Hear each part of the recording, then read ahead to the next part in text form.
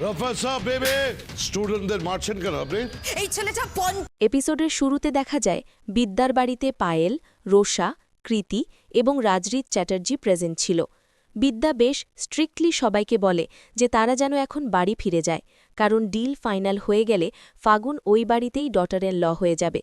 রিত যাওয়ার আগে একটি সার্কাস্টিক রিমার্ক করে বলে যে ডিল সাকসেসফুল না হলে বিদ্যাকেই ওই বাড়িতে বউ হয়ে যেতে হবে। সবাই চলে যাওয়ার সময় কৃতি বিদ্যাকে ইমোশনালি রিকোয়েস্ট করে যেন সে রাজরিতের হাত ছেড়ে না দেয়, কারণ রাজরিত তাকে এক্সট্রিম লেভেলে ভালোবাসে। কৃতি চলে যাওয়ার পর রোষা একটি মিস্টিরিয়াস প্রফেসি করে বলে যে বিদ্যার ভাগ্যেই হয়তো ওই বাড়ির বউ হওয়া লেখা আছে। অন্যদিকে বিদ্যা যখন অঞ্জলিকে পড়াচ্ছিল তখন সে মানসিক এক্সশনে কান্নায় ভেঙে পড়ে। সে অঞ্জলিকে বলে যে সে প্রচণ্ড টায়ার্ড অ্যান্ড এক্সস্টেড, এই লড়াই আর সে টেনে নিতে পারছে না। কিন্তু পরক্ষণেই নিজের উইল পাওয়ার শক্ত করে সে বলে যে তাকে সবার বিরুদ্ধে গিয়ে লড়তেই হবে। কিছুক্ষণ পর বিদ্যার বাড়িতে তার বাবা ক্যাশব ব্যানার্জির আনএক্সপেক্টেড এন্ট্রি ঘটে। বিদ্যা তার বাবাকে দেখে খুব সারপ্রাইজড অ্যান্ড হ্যাপি হয়ে যায়। সে বাবাকে ভালোবেসে এক কাপ চা অফার করলে ক্যাশব ব্যানার্জি প্রথমে রিলাক্টেন্ট থাকলেও পরে রাজি হন। বিদ্যা তার বাবার জন্য চা বানিয়ে আনলে ক্যাশব সেটাকে গুড, ভেরি গুড বলে কমপ্লিমেন্ট দেন।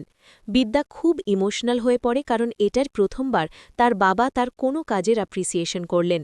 কিন্তু ক্যাশব ব্যানার্জি দ্রুত নিজের অরিজিনাল ইন্টেনশনে ফিরে আসেন এবং বিদ্যার সাথে হওয়া ডিল নিয়ে ইন্টারোগেট করতে থাকেন। বিদ্যা তখন রিয়েলাইজ করে যে তার বাবা তাকে দেখতে নয় বরং নিজের স্বার্থেই এসেছে। ক্যাশব ব্যানার্জি থ্রেটেন করে বলেন যে বিদ্যা যদি ডিল রাখতে না পারে তবে তিনি এক ফোন কলে কলেজের হস্টেল ধ্বংস করে দেবেন।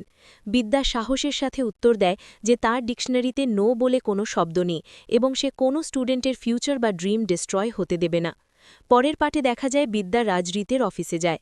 রাজরিত বিদ্যাকে সেখানে দেখে একদম ওভারওয়েলমড অ্যান্ড এক্সাইটেড হয়ে পড়ে। সে মনে করে বিদ্যা হয়তো তার ভালোবাসা অ্যাকসেপ্ট করে নিয়েছে।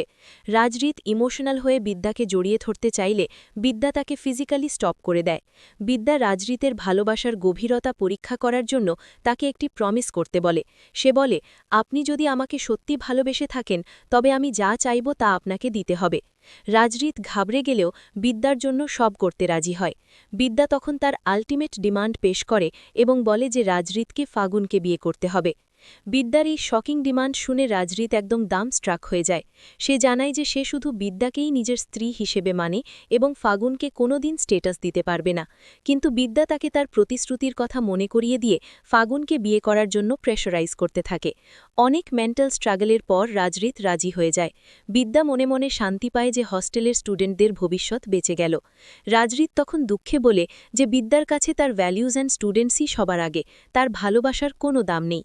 আগামী পর্বে বিদ্যা যখন ক্লাসে লেকচার দিচ্ছিল তখন একজন স্টুডেন্ট মিসবিহেভ করলে বিদ্যা তাকে একটি কড়া থাপ্পড় মারে।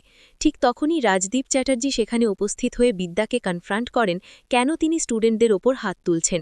বিদ্যা বোল্ডলি জবাব দেয় যে এই ছেলেটি 50 লক্ষ টাকা ডোনেশন দিয়ে ভর্তি হয়ে অসভ্যতামি করছে, যা সে টলারেট করবে না।